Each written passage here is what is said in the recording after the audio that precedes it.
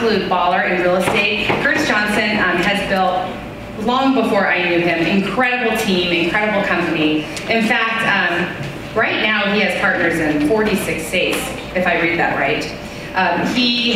His team has sold over 6,000 residential homes, national finalist for Inman's most innovative team in real estate, which is really impressive. He's a top-selling author of Top Dollar, which is cool. He has been accolades all over the place.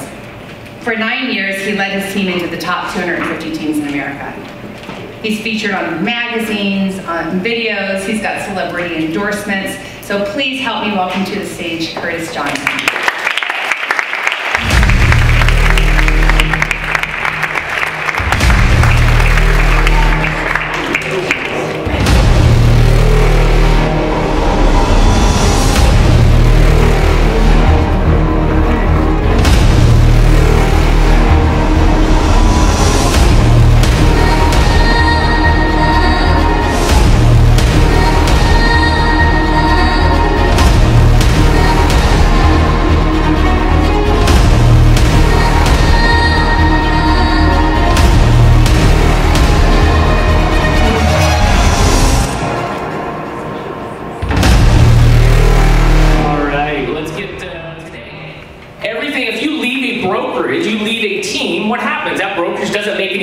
So their idea is just to keep you, how do we keep you on that longer, right? There is no retirement from real estate. There isn't, right? How many, there's about a third, about 400,000 agents join real estate each year.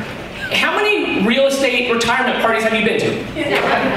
Right? A couple of my first brokers just died in the last few months, right? They worked right up until the end of it. So I'm going to share a little bit of my story. So October 11th, 2016, at 3 o'clock in the afternoon, actually the day before, my good friend Brent Gove called me up and said, hey Curtis, we had been good friends, we had roomed together a lot on speaking, we'd gone to different events and different stuff like that, and he's just an incredible, incredible person. He ran one of the biggest and most profitable Keller Williams offices in Roseville, California. Love the guy, absolutely amazing. And he said, hey, have you ever heard of this company called EXP? Can't say I have. Nope, never heard of it. Sounds like a weird name. And he goes, I'm thinking about joining. Would you at least listen to this? Would you at least listen to this? I go, Brent, I love you. I said, here's the reality. You could be handing me gold bricks, and I'd have to say no because I'm just really not interested. He goes, why? And I said, well, because I just barely, I'd been in the business probably at that point 15 years, sold thousands and thousands of houses, and was pretty happy running an independent, and actually had just barely, to be honest, with a pretty spiritual experience, through a lot of prayer, felt inclined to partner with Chuck and Angela here, right? They had said, hey, we've got this brokerage, there's 500 people, we're gonna take it to 800, it's gonna take about 3 to 5 years, come do this. And I said, hey, I felt inclined to do that. I said, so I've already given my word to partner with someone else, so it doesn't matter what you do, I'm just not interested. You can hand me gold bricks and I'm just not interested. And he goes, well, at least listen. I said, absolutely. But I had what they call a closed mind. Has anyone had a closed mind over something before? Yeah. Right? Has it ever cost you anything? Yeah. Right? It's the most expensive thing you can ever have.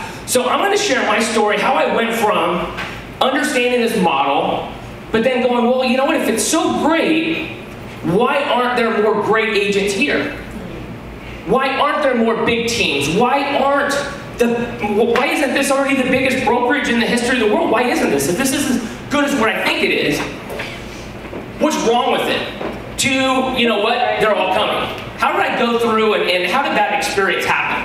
So during 2007, I told Brent no. I kept going, I told you guys I'd share how I almost got arrested, like about right here, I think it was. So Chuck and Angela, we met a lot, talked about this brokerage, talking about what they were going to do, and I felt their passion, I felt led to be here. And so as we were going through, as they were building this building, it was just rubble. One night I was trying to show my wife, and I said, hey, I want to show you what this vision is. It's all dirt and a couple walls and things like that. So we came out here, drove out here it was a Sunday night. And we were walking through it, and I was kind of showing, hey, this is where this is going to be. One day I'm going to be at EXP up on stage right about here, and I was trying to lay out the whole vision. And all of a sudden we come back around, all of a sudden, look, there's a bunch of cop cars. I was like, that's kind of interesting. And then they all start walking towards me. I was like, this escalated quickly. What's going on, right? And so they came up and, hey, what are you doing here? And I was like, oh, this ought to be good, right? So I had to talk my way out of that. Just so happened, one of them listened to the radio a lot in the station. I was doing a lot of advertising. And so I said my name. He goes, oh, you're not the real estate guy, are you? I'm like, actually, I am. Is that good? He goes, yeah, it's good. I said, okay, great, get me out of here. So I got out of that. So as I was going through, I paid a lot of attention to what Brent was doing. And he was building this organization. He was starting to build it. He was making $5,000 and $10,000 and $15,000 and $20,000 in revenue share. And I was like, that is amazing, because I knew he wasn't doing anything like that at Keller Williams, where I'd been for a couple years. And so I went through and I looked at and I watched. This is a screen capture from Rob Flick, who was going through it and showing how he built such a big business, right? So we went through, and this is about Brent's numbers when I joined, right? It was up to about $70,000 a month. And I just thought, that's crazy money. That's crazy money in addition to running a business. And this is about where the company was when I joined. The stock was growing, but it was going right along with all the agents. And this is a chart of what it looked like. So the company was about 6,000 agents when I finally decided to join EXP. And you can see there's a little bit of a red circle right there. That's where it was when I talked to Brent. And if you look at this, it looks pretty similar to what it looks like right now at about 55,000 agents. And you know what everybody said? Same thing I said right here. It's too late. It's too late. I'm like, look, you guys it's already too late. It's already hockey stick. My opportunity is over. Has anyone ever felt like that? Is it just me? I'll hang out by myself. I'm all right with that, right? So anybody else, right? But I knew I wasn't Brent. I knew I wasn't a great recruiter. I actually knew I wasn't even a very good recruiter. But I knew that I could share this with some people. If Brent told me what the strategy was, and he said, here's the deal. I'm going to help you. All you need to do is just introduce people. And about 35 to 40% of those people that you introduce to me and help me, that we walk through, are going to join. And so I thought, oh my gosh, I could do that if I don't have to do this all on my own. So right here in the back, here's Chuck and I. We were making a big announcement, right, saying, hey, you know what, I'm going to go through and I'm going to jump off and Revelation's going to stay where it is. So January 2018, this is a little bit of my story, joined EXP, right, went through, and here's what my goal was. My first year, I talked to my wife and she was like, oh, here we go again. But she was actually very supportive in this. She says, I know what? She said, I think this is perfect for you. So my first year goal was to get to $5,000 a month. And I thought, okay, if I can do that, maybe $10,000 my second year a month, and maybe $15,000 a month my third year, okay? In addition to what my team was doing, that was what my target was, what my goal was. And this is where I started. So we're a couple weeks in, finally figured out how to get in the back end of the system. I came over with my team of 20. There was a few other people that saw the announcement, they joined. So it was up to 38 people, but guess what? See at the bottom? How was that number? So it was 0. Right? So if you're at 0, guess what? We're the same. We were in the same spot. Everybody just thinks some people that Queen Elizabeth just came out of the womb with a huge rev share group. It doesn't happen like that. Everybody starts at 0. Everybody. So if you're there, you're in great company because everybody's been there. Right? We all start on our own path, right? We all start on our own timeline.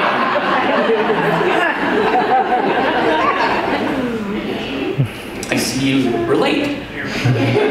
Right? So 45 days later, I opened up the back end. I was like, oh, this is great. I've been with Keller Williams for 2 years. I'm a part owner. We started doing incredible things there. And I made $20 a month for 2 years. Right? Which was $20 more a month than what I made at RE/MAX. And so that was actually, I was like, well, it's okay, but it's not enough for me to get excited about. 45 days in, I got $110. I was like, that's pretty cool, right? It's not a 0 anymore. It'll never be this small again. And I started to understand residual income like never before. I had an experience I'm going to share with you on how I went through and how I really understood at a deep level the importance of that. I'm going to go back if I can. There's a couple things that really stand out because I want you to really understand, and we remember stories, don't we? Don't we remember stories, right? It's not about facts and figures. This is about stories. So I grew up in California. In 1984, the Summer Olympics were incredible, right? You had basketball, the gold medal, you had Carl Lewis sports and incredible things like that. So I grew up, we went and saw the soccer, the Olympics, went and watched the soccer matches. And I grew up in a family that wasn't, we weren't very affluent at all. But my stepdad worked at a newspaper, the San Jose Mercury News, and everybody in my family, we had paper routes, and it taught me so much. And I was 11 years old, but I knew how to forge my social security numbers and all kinds of stuff like that, so I could say I was old enough to have a job. And so that was what I did. I had a job at 11 years old, and I was a paper boy. And so one of the things that they drop off the papers outside of Mervin's, and I'd wake up every morning at 5 o'clock, I'd go fold the papers, and I'd go and I'd deliver my newspapers, and one of the first things I did is I delivered to McDonald's and a couple other stores that were in that little strip mall. And one of the places inside Princeton Plaza Mall was Kinney Shoes. Anyone ever remember Kinney Shoes? Right? So also one of the cool things about if you have a paper route is you have to go collect the money, right? Because that makes a lot of sense for 11-year-olds to be in the dark knocking on people's doors, right? So I went to Kinney Shoes and I was like, hey, I need to collect for the paper, right? And so I go in there and I love shoes because I got one pair of shoes a year right before school started. I get a pair of shoes and I look around and I was like, man, look at all those shoes. Those are amazing.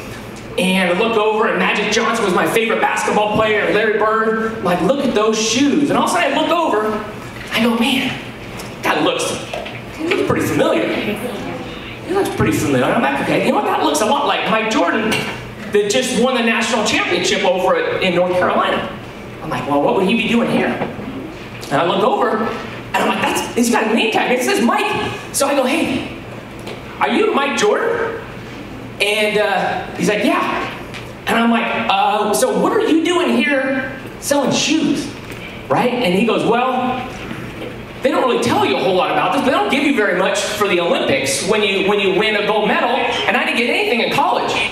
And so I got a family friend that has this shoe store and said, hey, you know what? I'm going to give you some security and let you work here, and we're going to give you some security in life. And guess, you know, I go, but you could be the best. You could be great. And he goes, but look, Larry Bird and Dr. J and Magic Johnson, they already have the contracts with Converse.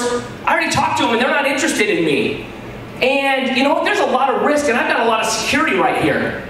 Because it's really too late. It's too late for me to make my mark on the world. And I just thought, Mike, I said, hey, you are going to be the greatest basketball player that's ever lived. You are going to be incredible. You're going to change the world in the dunk contest, and you're going to be the GOAT, the greatest of all time.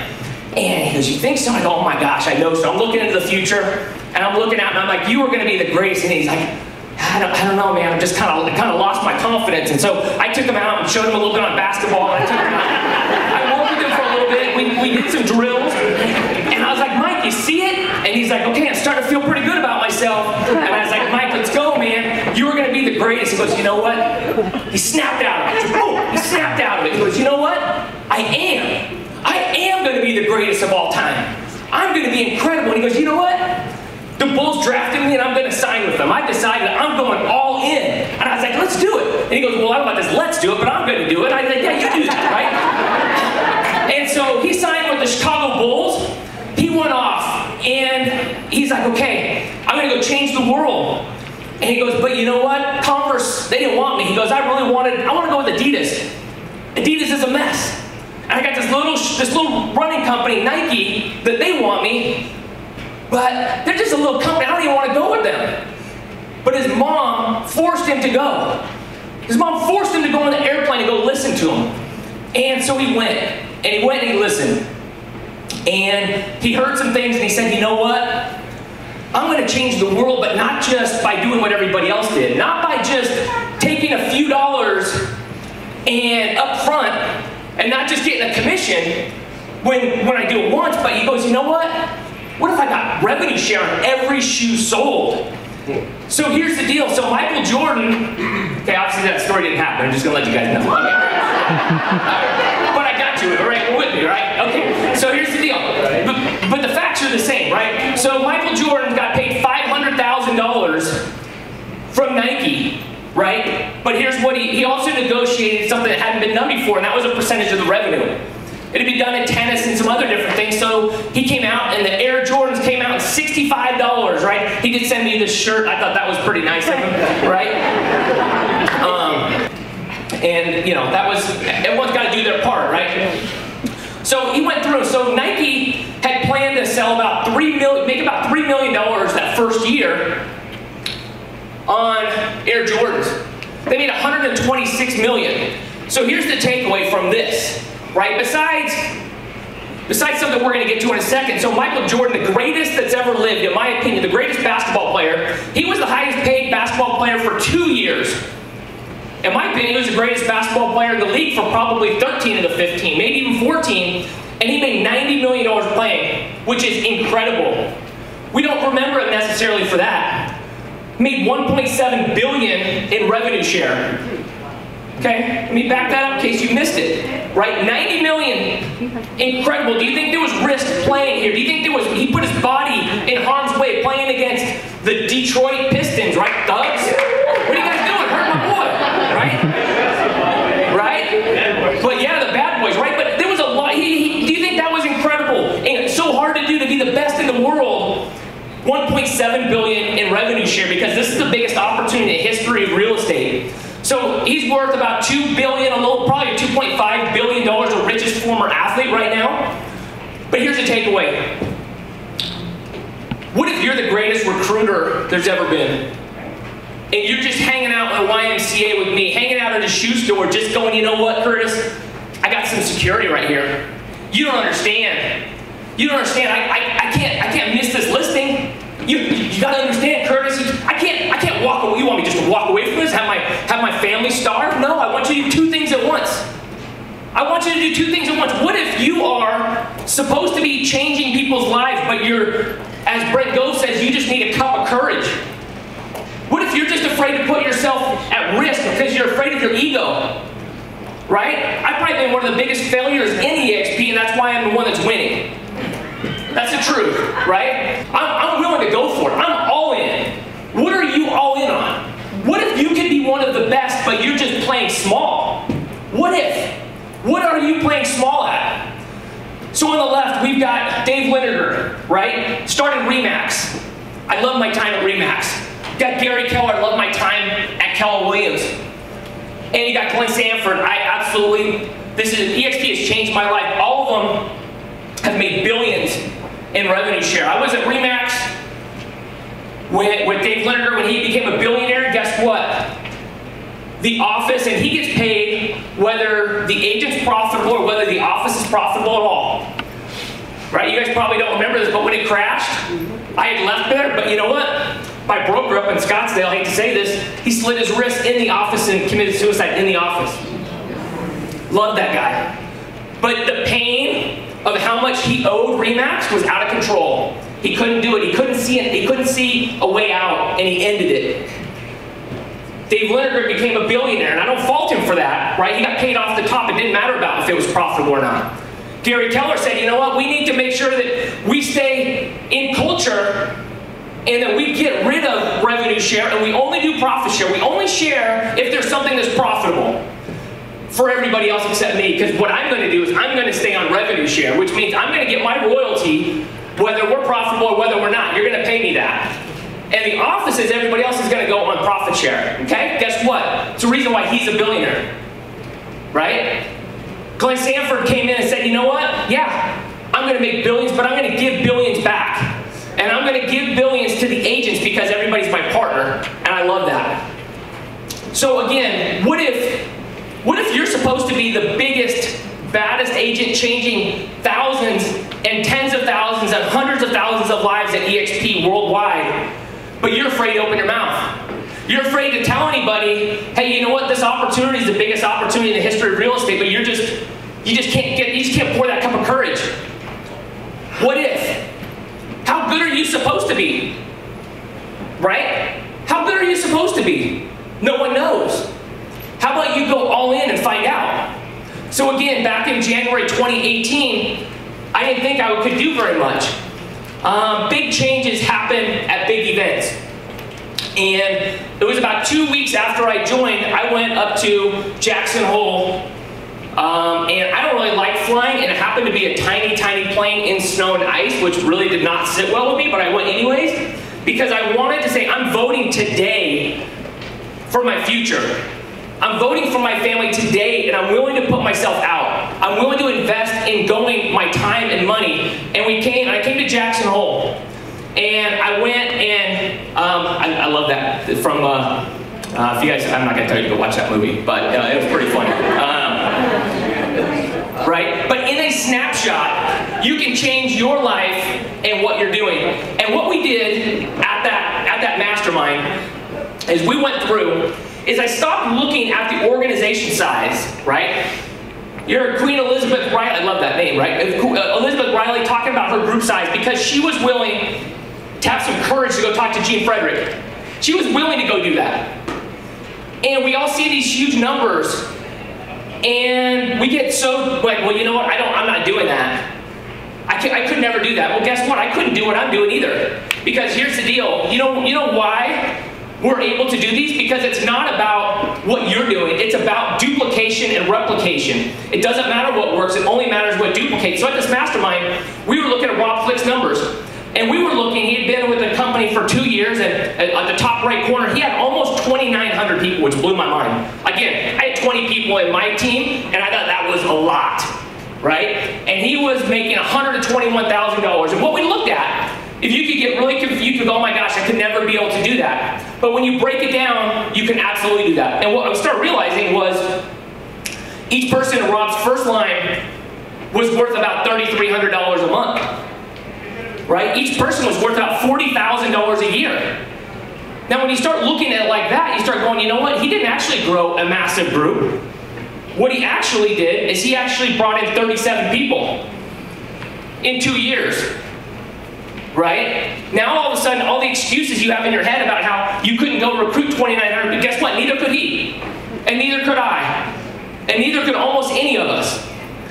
But what happens is this starts to grow, right? And after 18 months, he was making about $1 million a year, and that blew me away. But you look at this top line as he went across, and what really changed for me was when I stopped getting on my little pity party and going, you know what, I'm not that good. I couldn't do that. And you start realizing the exponential growth that happens when you're willing to have a little cup of courage on that first line and share this with some people. That first year, he went through and he recruited 22 people, right, in 12 months. And what that turned into was a huge number. So I had a target to recruit about 100 net agents in 3 years. I'm like, I can do that, but I couldn't. I failed miserably. I wanted to go do that. I brought in 59 people in about 39 months. 39, so that puts me up for Recruiter of the Year at about 1.5 a month, right? Which would, I'm just kidding, right? That would actually get me fired at almost any company if I was the recruiter and brought in 1.5 a month. Just letting you guys know, I would totally be fired at 1.5. So on the 22nd, this is a month ago, the deposit, this was $214,000 last month. And this is why I do it, right? My wife, I sent that over, and my wife was like, wow, that's amazing. Thank you for working so hard for my family. That's why I do that, right? That's why we all do this. This was a few days, this was like 2 days ago. I hit 5,000, that blew me away, right? So 5,000 people in my organization, they just locked it down last night. I just looked, it was, I'm getting on Saturday, $236,000, right? This is my first month, yeah, it's pretty cool. But again, 59 is really what the number you should focus on. 59. This isn't that incredible, right? It's just because of what that turned into. So if anybody with one of those fancy calculators on your phone, right? Divide 236 by 59. I actually just did it a minute ago. It's $4,000, right? So that means every person I brought in was worth $4,000 every single month. That's $48,000. So that means every person I brought in right now is worth about $50,000. So would it be worth $50,000 for you to go out and share this with someone and change their life? Maybe. Maybe. Again, as I go through, I didn't do anything incredible. I brought in about 60 people over that whole time. Right? Let me just share a couple last thoughts with this. Write down the word "and." is EXP, it's not just about the model. It's all about the model and the who that creates the experience at EXP. What is that? What logo is that? Shout it out. Nike. Nike. All right? You guys got it right. Okay, you're 1 for 1. Okay, what about this one? Jordan. 2 for 2. You guys are actually pretty good, right? Okay, but here's the deal. It's not just Nike or Jordan. It's Nike and Jordan that make it powerful. In our world, it's not just EXP. It's EXP and your board of directors, the people that you partner with, Chuck and Angela, Mike Reese, and Jay Kinder, and Albie, and Cliff, and Brent, and Sheila, and Rob, and Gene, and Queen Elizabeth, right? We go through, it's about all of these. It's about all of these, right? You can't compete with me because I want you to win too, okay? It's about what duplicates. What would happen if you had if you cloned yourself 10 times? Would that be a good thing, or would you just take more listings? Right? Would that be a good thing, or you just pop open more lock boxes? Right? This is about being great and then duplicating that. So you guys have ever seen this, right? Give a man a fish, feed him for a day. Teach a man to fish, feed him for a lifetime. It's not the end of the story. It's not the end of the story. They want you to think that's the end of the story, but it's not. Agent recruiting and duplication is like teaching a dog to fetch. Okay, what are you talking about? Okay, right? Kind of cute. So if you're going to teach a dog to fetch, what are you going to do? Right? You don't have a lot to work with right here. What are you going to do? Right? A lot of people go, Curtis, I brought in 12 people and I'm not rich. Here's the deal. If I'm going to teach a dog to fetch, I'm looking for a black lab that is running out of the lake, that is just wagging its tail, just looking for, got a stick in its mouth going, oh, come on, let's play. Let's play. Come on, let's go fetch. Let's go fetch. Let's go fetch. That's who I'm looking for, right? If I'm going to go recruit somebody, I'm looking for somebody that wants to go do it. You guys are going out and recruiting people that don't want to recruit. Recruit recruiters, right? You want like, they don't want to duplicate. They can't force them to. There's nothing you can do that's going to go force someone to go do it. So you have to find people that want to do what you want them to do. Does that make sense? Let's go through it. Let's get to the end of this. Give a man a fish, feed him for a day. Teach a man to fish, feed him for a lifetime. Teach a man to fish, and you feed generations. That's what we're doing. Right? We're not just going to open lock boxes, right? This is about duplicating. If you're not where you want to, right now, plant your flag. Go, you know what? Never again. I'm not going to stay in the shoe store. I'm not going to just be average. I'm not going to stay where it's comfortable. I'm going to step out, and I'm going to go become the greatest I can become. The greatest you can become. That's everybody's different. Stop playing small. Go out. Start today. Start now. Start where you are. Start with fear, with pain, with doubt. Start with hands shaking, with voice trembling, but just start. People go, you know what, Curtis, there's some companies out there starting to knock off the EXP model. I'm like, it ain't gonna happen. Well, what happens? What about Zillow does this, or they do that? I go, you know what? Do you know why I'm more optimistic than ever? Because when I joined 3 years ago, there was a couple stories. There was a couple stories of people that won. Right now, we've got thousands. We've got people that have made hundreds and hundreds of millions, that have built hundreds of millions of dollars of net worth. Each one of you that are even making a couple $1,000s, right, are changing lives. We've got so many stories right now, and we've got so many stories that have to be told. So go ahead and stand up. Go ahead and stand up and get loud if it's time